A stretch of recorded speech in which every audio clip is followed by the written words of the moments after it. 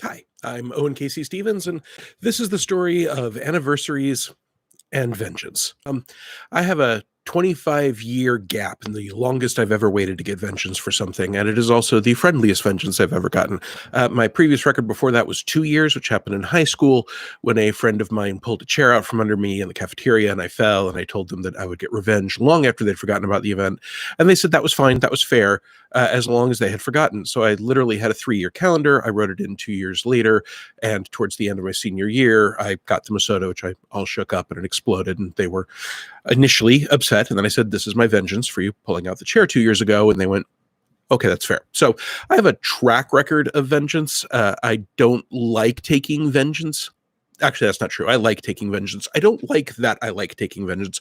And I always try and keep her proportional and make sure that it's on a friendly basis. I don't ever want the fact that I'm taking vengeance for an act to ruin an otherwise good friendship. Now, if the friendship's already gone, that's a different matter entirely. So today, as I'm recording this, which is February 2nd, that is the 30th wedding anniversary of myself and my wife, Lori Jane. And we even got tattoos to commemorate our 25th. We would have gotten tattoos for the 30th, but pandemic, so we'll have to do that later. On our wedding, my wife and I had made an agreement, a solemn vow, a promise to one another that we would not cram cake in each other's faces when it came time for cutting the wedding cake and taking the pictures and all that. And I took that seriously. So when that moment came and I am in my tuxedo and she's in her lovely wedding dress and we have the cake and we are putting forkfuls of it towards each other, and she got this gleam in her eye, and I realized she was about to break that vow, and she crammed the whole cake plate into my face. I mean, just one slice, but still got it all over. She burst into laughing. She immediately apologized. She said she just couldn't resist. She's only planning on getting married once. She has to do this iconic thing. And I was also only planning on getting married once. And, 30 years in, I think we're a pretty good track record on that. So I told her, it's fine. It's okay. I get it. But I will get vengeance on you for this. And she was like, that's fair. So fast forward 25 years. That's our 25th wedding anniversary. We have moved from Oklahoma. We were living in Seattle at the time because I had a job at Paizo Publishing. And we decided to have a big party for our 25th wedding anniversary. We rented out the top floor of a really nice apartment complex, which had a lovely large patio. We had friends of ours from the AFK Tavern, actually AFK Eateries and Elixirs, that we paid to come cook for us, little snacks and stuff, and do drinks. And my wife wanted cupcakes. Now, this was getting to be a pretty expensive party, and I am well known for being a skinflint when it comes to spending money on things like parties. So when my wife came to me, and we'd been pinching every penny, we were doing our best to make this as cheap and wonderful an event as possible. We got commemorative shot glasses, and my wife did the design for them, so we didn't have to pay someone else for that.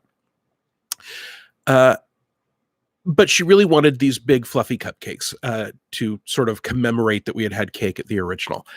And I looked her in the eye and I said, fine, we'll get cupcakes. It's our 25th, we're only doing it once. And she smiles and she's like, now I want these gourmet cupcakes. I'm like, yep, absolutely. And she's like, do you think we can get like 100 cupcakes? Because we might have like 50 people show up and you might... Great. 100 gourmet cupcakes. We got these giant cupcakes. And they've got this huge pile of frosting on it. And she was originally looking at them and she's like, well, they've got ones with less frosting. I'm like, no. If you want the giant pile of frosting, get the giant pile of frosting. So it comes on this tiered platter so that it looks like a wedding cake. And we've got multiple flavors and it has little 25s all over it. And we determined that we were going to recreate that share the cake moment. And we each took a giant cupcake, and I carefully took one with white frosting on top because I knew that would come out easily. And we took the little hard plastic spikes out of them because I didn't want to hurt her. And we renewed our love for one another. And then she saw this gleam in my eye and she squealed and she tried to stagger back, but I had carefully made sure I had her where she was right up against a counter. There was nowhere she could go. And I crammed this incredibly expensive, very, very fluffy, huge gourmet, and by the way, it turns out delicious, cupcake in her face. And I mashed it all over the place. Now, we have dozens of our best friends in this room, and many of them weren't at our wedding. I mean, some were. There were some people that came out from Oklahoma. My best man was there.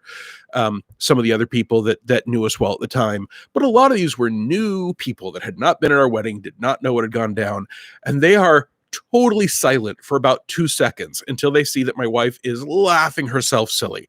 And I tell the gathered throng who is here to celebrate with us, this is okay.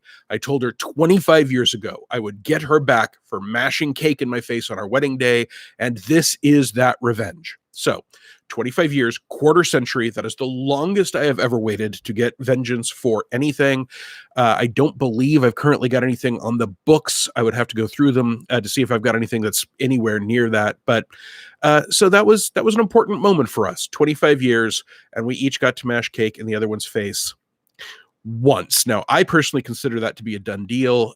She has informed me that I have reopened the cake mashing incident, and I may well find myself with cake on my face sometime in the future. That was 5 years ago.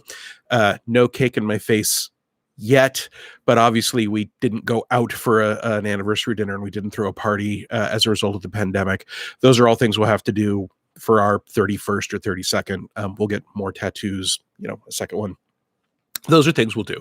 We've waited 30 years. We can wait 31, 32 if that's what we need to do to be safe. But I take great pride in that moment of long delayed vengeance that was totally made the sweeter for the fact that she had totally and completely forgotten until the cupcake went from this position to this position, and then she knew exactly what was going to happen and why. And that was legitimately and very much good times.